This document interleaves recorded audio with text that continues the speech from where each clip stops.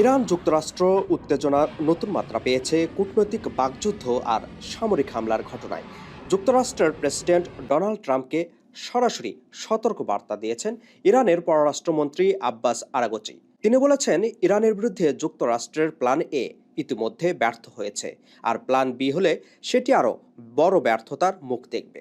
তিনি আরও বলেন, যুক্তরাষ্ট্রের সঙ্গে চুক্তি করার সুযোগ শেষ আলোচনাতেই শেষ হয়ে গেছে। এই উত্তেজনার মধ্যেই উত্তর ইরাকে অবস্থানরত ইরানি কুর্দি সশস্ত্র গোষ্ঠীগুলোর ঘাঁটিতে হামলা চালিয়েছে ইরান। বিবিসির প্রতিবেদনে বলা হয়েছে, ইরাকের কুর্দিস্তান অঞ্চলে চালানো হামলায় অন্তত একজন নিহত এবং কয়েকজন আহত হয়েছেন। ইরানের সামরিক বাহিনী জানিয়েছে, তারা ইসলামী বিপ্লব বিরোধী কুর্দি গোষ্ঠীগুলোকে লক্ষ্য করে 3টি ব্যালিস্টিক ক্ষেপণাস্ত্র ছুড়েছে। হামলায় একটি ভবন পুরোপুরি ধ্বংস হয়ে যায় এবং বিস্ফোরণে সেখানে বড় গর্ত তৈরি হয়। বিশ্লেষকদের মতে এই হামলা এমন এক সময়ে ঘটল যখন যুক্তরাষ্ট্র কুর্দি বাহিনীকে ইরানের বিরুদ্ধে সম্ভাব্য স্থলযুদ্ধে যুক্ত করার কথা ভাবছে।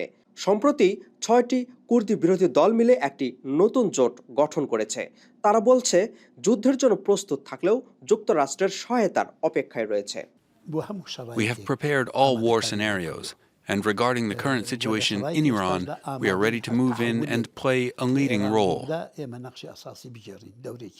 কূটনৈতিক উত্তেজনা, কুর্দি গোষ্ঠীগুলোর ভূমিকা এবং সামরিক হামলার ঘটনাগুলো মধ্যপ্রাচ্যের পরিস্থিতিকে আরও জটিল করে তুলছে। আপেল মাহমুদ, ঠিকানা নিউজ ডেস্ক, নিউ ইয়র্ক।